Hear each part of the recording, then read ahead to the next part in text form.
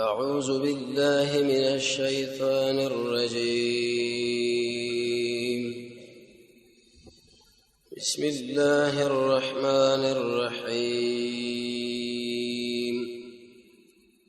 سورة البقرة ده سورة امتيازات فضائل او د دې سورة نمونه او مقصد د سورة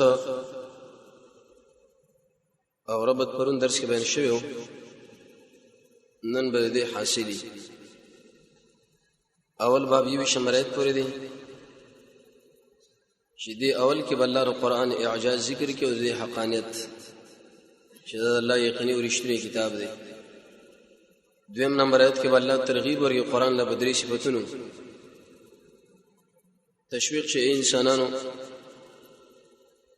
قرآن سره زګه تعلق لري یو دا چې ډېر اوچت کتاب دی. دویم دې کې شک نشته او دریم دا د هدایت نه ډک کتاب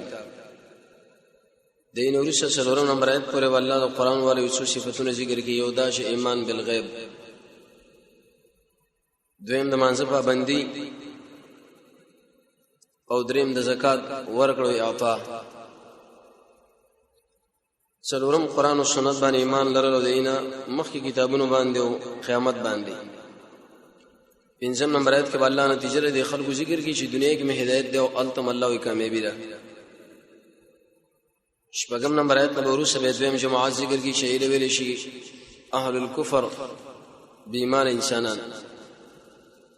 د خلکو باندې الله او قرآن دعوت یې سر نه کوي. دین ورسره الله به منافقانو حال ذکر کوي. نن اتم نمبر آیت نا تقریبا فنزل الصفات به بیان کی. مقصد بدی چې د ایماندارو د دې خلکو د دې ګنده او خراب صفاتو نه ځان ساتي کله لوی تاوان سره مخامخ شي. به بدو مثالونه ذکر کوي د منافقانو یو لویل شي ناری او بل لویل شي مای د اوبو او د وره عقیده اعتقادي او عملي منافق. الف لام میم دي ته ویل شي حروف مقطعات. په دې مناسبت ورته ویل کېږي چې الف جدا جدا ده کېږي، الف ځان له لام ځان له میم ځان له شي نشي ویل کېږي علم بلکې جدا جدا بیان دی. تقریبا قرآن کریم چې انسان کله مطالعه کوي اتا اویدانی دی ټوله نه سورتونه کې الله دا ذکر کړی دي یو کم دیرش تکرار چې ختم شنو سوار لس دینه جوړیږي. ابن کثیر امام علوسی رحمانی کې او شیخ په تفسیر کې دی به حاصل جمع کړی دی. چا جمع کړي په دې مقوله کې صح طریقه کما السنه دا خپل طریقه د سنت د نبی سره برابر کا حدیث بس روان شه. دویم دا معنا چې تر رقصمه کړي نصيحت دا غوږ د قران او سنت لکې راځي سوې ده دله بل غوږ دی یا نص حکیم قاطع له سر. عبد الله ابن عباس فرمایي چې ترجمان قرآن دی بس الله اعلم الله دې باندې پويږي چې دې کې د الله مقصد او مراد څه دي. ابو بکر سے فرمایي چې د عرش راځي دار چا الله راز قرآن کې حروف مقطعات اسمن بشیر دمر وایي چې کوم شه د الله مراد مونږ په ایمان.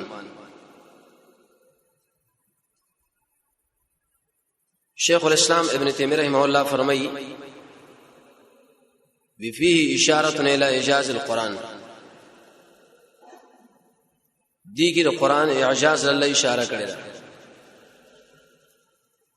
اے انسانانو پر قران بارے کې د شي عقیده لري چې دا بد الله کلام یو کبنی نو الله را میدان لشي زه دې حروف معنا وکي نشي کولای. جلال الدین سیوطی به دوری منصور کې فرمایي ودا حروف چې کوم صورت پاول کې راغلي د ایسر یو خاص تعلق دی. د سورې سواد کې اشاره ده قوم د انبیاء سره سخت باسونه غړي خصومات. الف لام میم دا بار بار دې صورت کې الله ذکر کړي.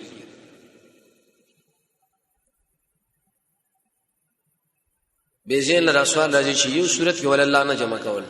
سوره فاتحه یا سوره بقره اهل علم جواب کوي دشمن وخت تعرض کړي نو بس الله جواب کړي دی اعتراض راغله الله جواب کړي اعتراض راغله به جواب ار کړي چې دا حروف اول کې راوړې اشاره ده دیلا کم سړی چې د قران په معنا باندې پويږي او کنه پويږي اغلب اجر ورکړي شي اگر کله شیخ الاسلام ابن قیم حسن بصری عبد الله ابن عباس علي ابن ابي طالب خپل مسلک دار شنه تدبر قران کې ضروری دی خو نه توه خبره وا دویم دیږي اشاره ده دیلا عربو کې بچا چاله چلنج او اختار ورکونو اول کې بلا حروف لیکل الله دې ټول قومونو ټول انسانانو پیرون له اختار ورکی دریم دې کې اشاره ده له اهل علم دی او که غیر اهل علم دي دا ټول الله امتحان کې واچول عوام الادمانه ده اے عوام راشه قران زده کوي اهل علم لوي چې ورته کې بغوت نه وهاي علم باندې ناس نه تکبر ونه کې انسان به شي د علم شي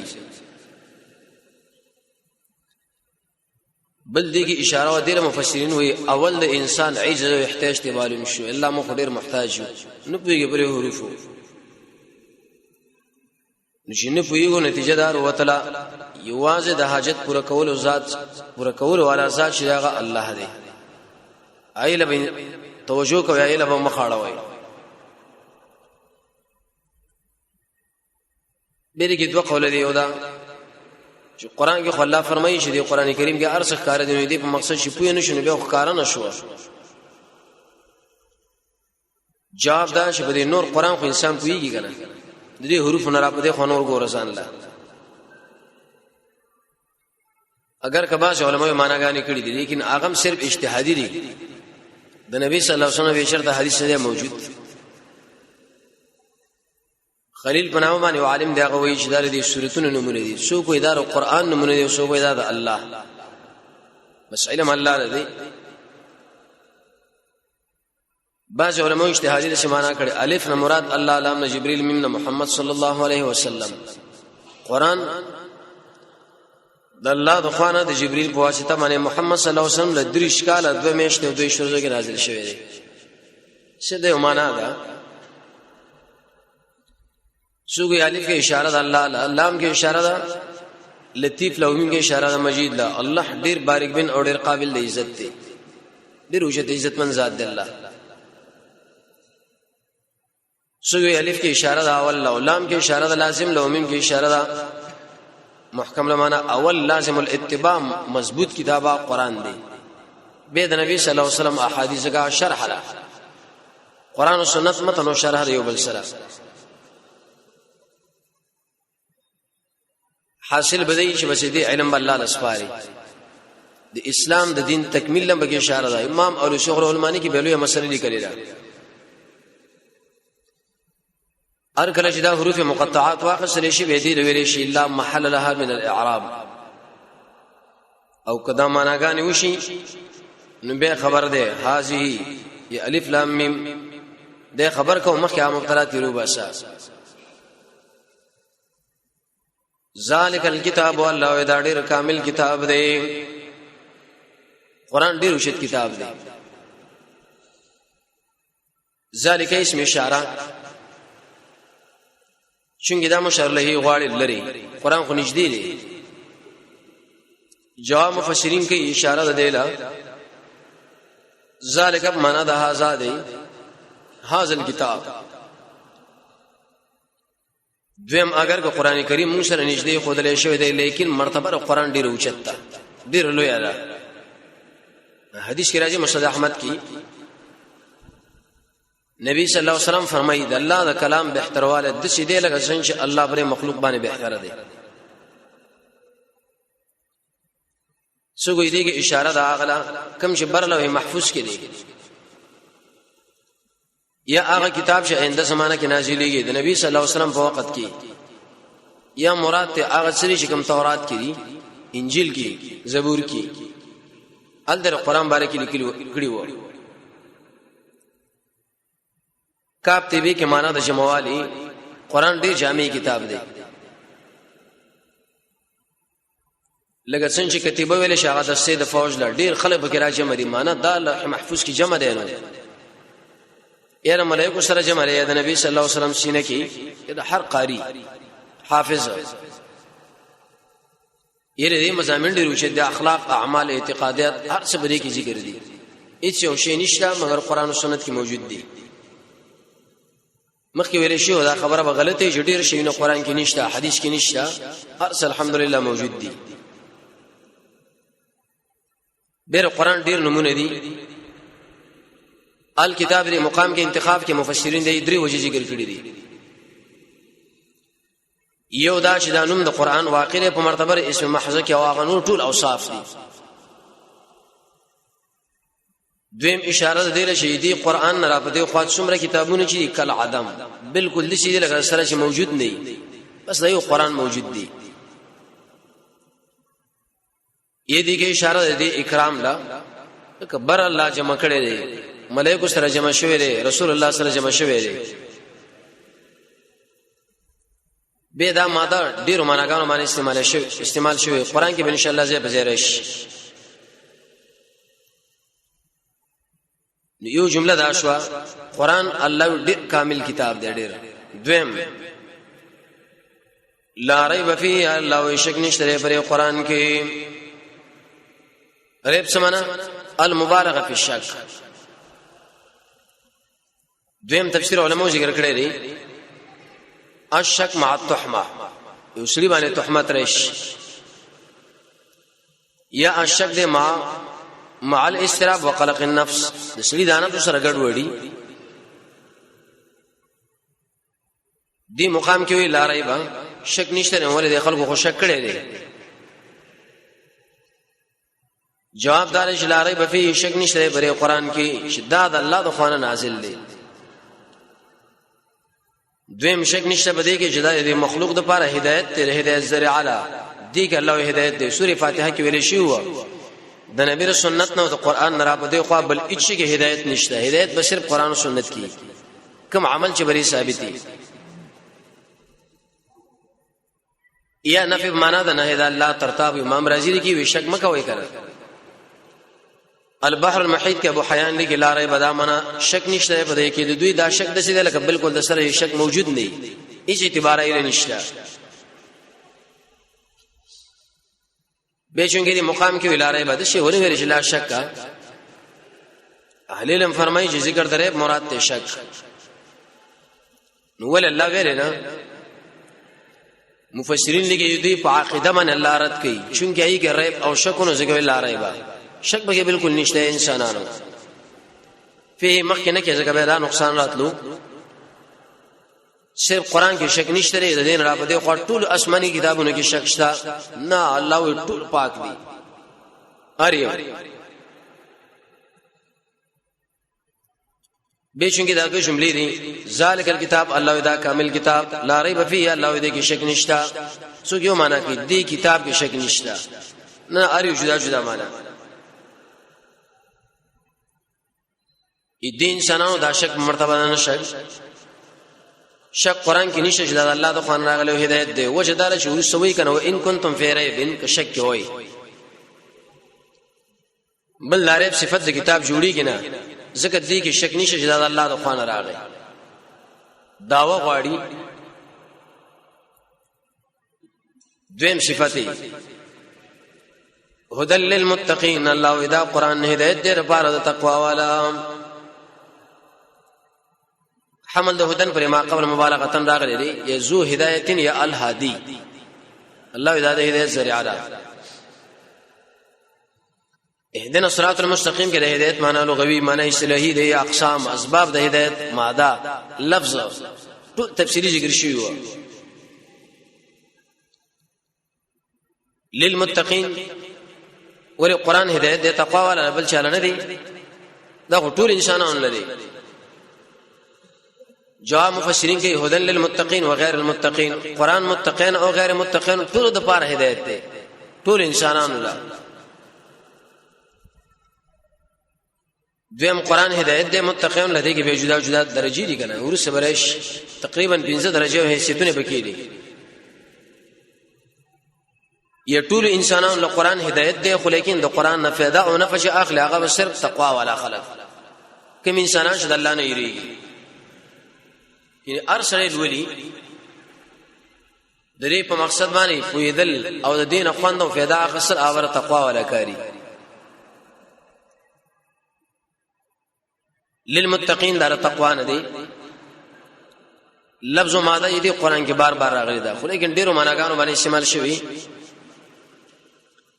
امام قرطبی د ابن فارس نا اول جل یوش په نمبر صفه ای کې لیکلي دي تقوا سمانا کله چې انسان د خپل ژبه حفاظت کوي بس دی ویل شي تقوا د ژبه حفاظت دیو جن عبد الله ابن مسعود ویلي وی زید چې قید او زندان له ضرورت لري غیر انسان شبا حدیث مشکات کې راځي رسول الله فرمایي اکثر انسانان د ژبه له وکړي دي هغه دنیا کې پراته دي له وکړي شي دي امام زابی الکبائر کې لیکلي تقریبا انسان کې اته زره مرزونه دي لیکن د وزر نه سونه نه مرزونه علاج په یو خبره کې دی چې کله انسان خپل ژبه صحیح استعمال کړي ذکر للمتقین دیم تفسیر امام بغوی کړه معالم التنزیل کې تقوا سمانا الاجتناب عن الكبائر والفواحش کبیره ګناو به حیا نه ځان ساتل ورس براشي کبیره او صغیره کې فرق شته نشته صحیح قول الله ابن قیم لیکلي فرق نشته دی اگر علماء دې کتابونه لیکلي دي خاص کر امام زاهبی الکبائر دویم کتاب دی کتاب الزواجر چا اویرا جمع کړی دی استاد سلور نیم سو چا تقریبا اوسو لړسولې دي ابن قیم فرمایي وی ذکر تقسیم پکانو دی چې به انسان جرأت کړي چې صغیره به کوي او کبیره نه وډړ ځان ساتي اره ګناه نقصان واقع کوي بعض الافر کړي کبیره هغه ویل شي حد پکې او صغیره کې نه کبیره کې لعنت او صغیره کې نه کبیره جرأت سره کېږي او صغیره نه کبیره د عالم ګناه او صغیره د امي کبیره د مبتدی انسان ګناه ده صغیره هغه ویل شي د غیر مبتدی کبیره هغه ویل شي هغه د انسان او بل انسان مابین کې تلف وشي د حق استاد الله مابین کې به صغیره یا مقدمه واقعه په مرتبه صغیره کې او به مقصد واقعه په مرتبه کبیره کې پر دې زنانه د قتل یو حیثیت او زنا به بل چونګې دا کومه معنا چې امام بغوی کړي مفسرین دې باندې کلام کوي چې دا کمزوري ده ځکه دې کې عمل نشته زمنګ د الله ټول کار د عمل سره دی دریم یو تفسیر کړی دی خازن الله یراک مولاک حیثنا کا جستا مولا تا ونی اقزه کې چې ته منع کړي الله موږ یو ځای کې منع کړي وسل د مناظریږي امام الشر المالکی وبل قید سره ځای کړی دی او وجدک حیث امرک کوم ځای کې چې تعالی امر کړی دی التحاذری او کوم ځای چې منع کړي وځي نه ځان ساتل دي ته ویل شي تقوا امام نشافری معنا کړی دا عبد الله ابن عمر نے نقل کړی تقوا دی ویل شي چې انسان خپل ځان د یو مسلمان نه مخکیونه غړي بلکې روستا دا نو ډیر اوچت تعریف دی به خاصن د علي بن ابي طالب له بل معنا کړی ګناه باندې به اصرار نه کوي او په نیکي باندې به دوکه کیږي نه چې دوه رکعات مجموع کې بس جهان موران کې یہ گناہ نہ ځانته ساته ابن عباس معنا کړي تقوا دې ویل شي انسان باندې ک عمل کوي تم بلري چې الله قبول کوي خو یریږي به چې الله رد نکي دین مزان ساتي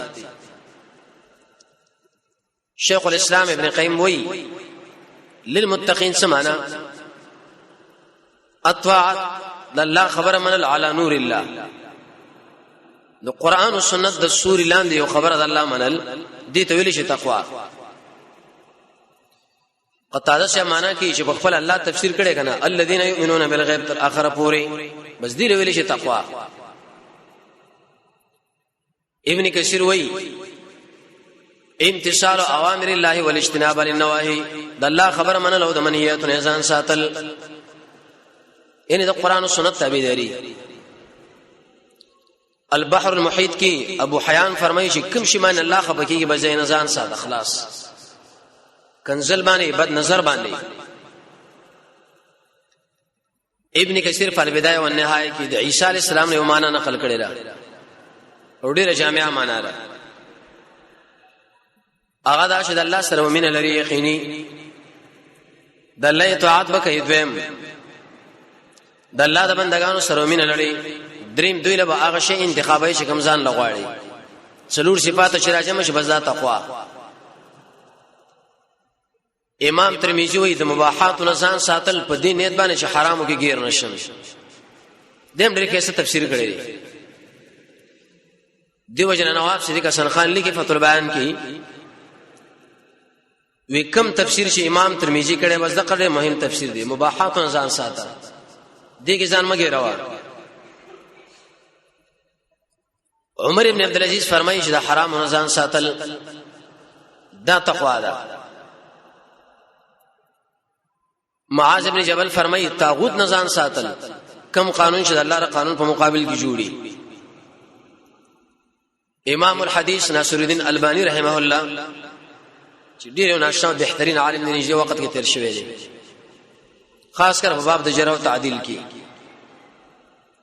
ابن حبان دې ټول یو اثر را نقل کړي. موسی عليه السلام الله له ویل چې تقوا څه معنا الله جواب وکړي جواب حاصل داري چې خپل جبر الله په ذکر باندې آباد ساتل لیکن عقیده توحید تابعداري د سنت سره د اخلاص نه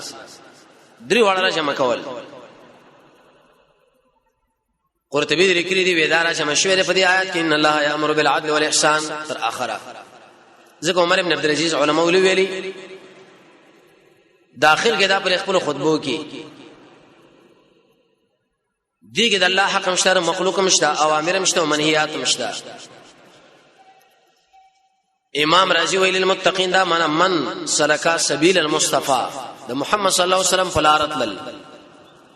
ونبذت الدنيا وراء القفا دنیا ورس غرزول د الله بندګي لسان حاضر اول نبی وفای نه ځان ساتل